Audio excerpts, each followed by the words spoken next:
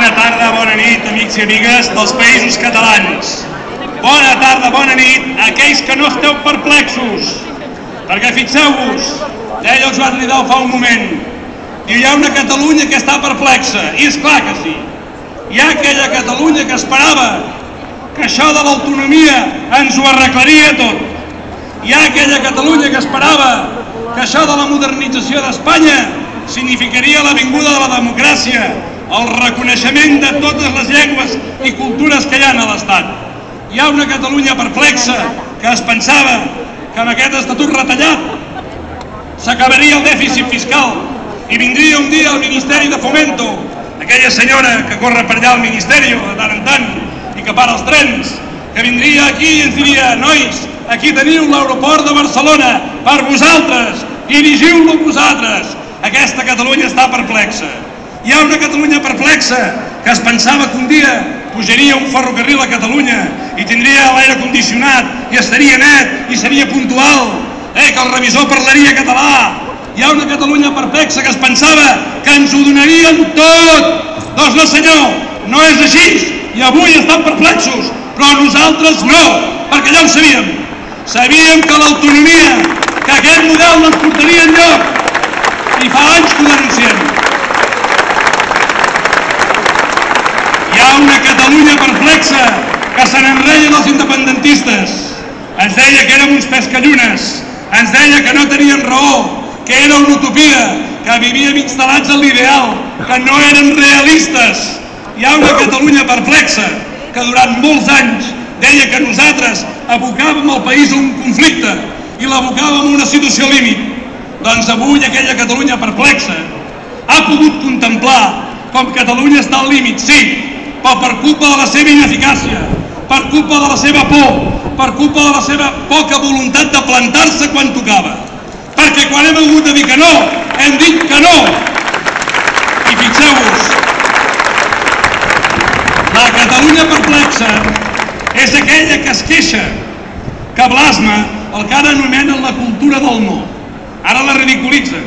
Quan una persona té el valor, la valentia, el coratge, un col·lectiu, un poble, una nació, de dir que no, la blasmen, la critiquen.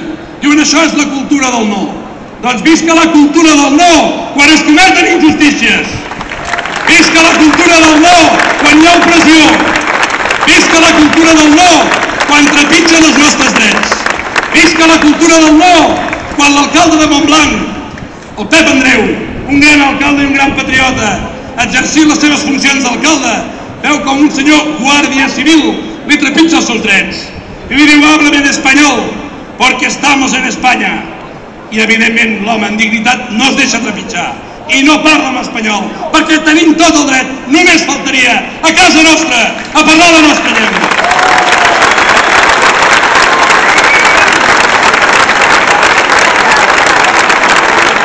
Una Catalunya perplexa que no sap el que està passant, no ho entén. Hi ha un president progressista a Madrid que va dir que ho arreglaria i més aviat ens enfonsa.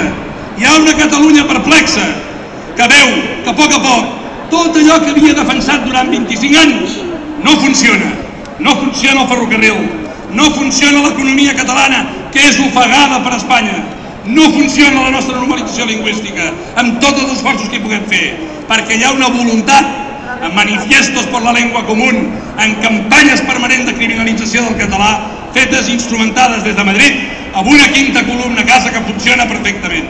Per tant, no hi pensem més en aquesta Catalunya perplexa. Nosaltres sabem el que volem, i a nosaltres no ens poden distreure, ni ens poden desmotivar, ni ens poden cansar, ni ens poden desil·lusionar. No s'hi val a dir, estem baixos, no s'hi val, perquè nosaltres sabem el que volem. Mireu, ells com ens voldrien?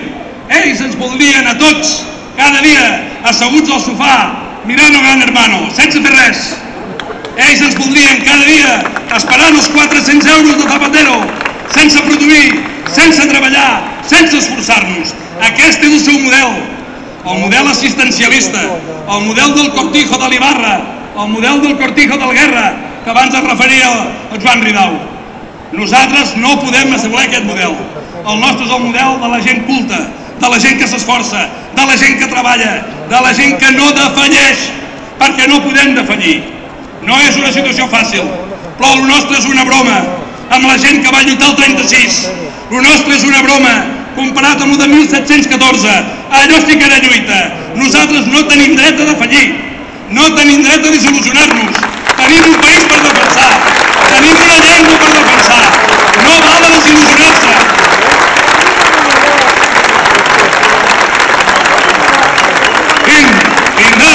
Independència! Independència! Independència!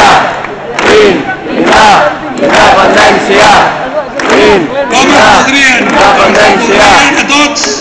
ens voldrien a tots aplaudint i celebrant els èxits de la selecció espanyola de futbol.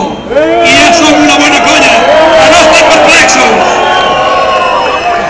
I que no ens ha fet cap por ni cap vergonya, ans del contrari, a dir que mentre no hi hagi selecció catalana no volem que guanyin.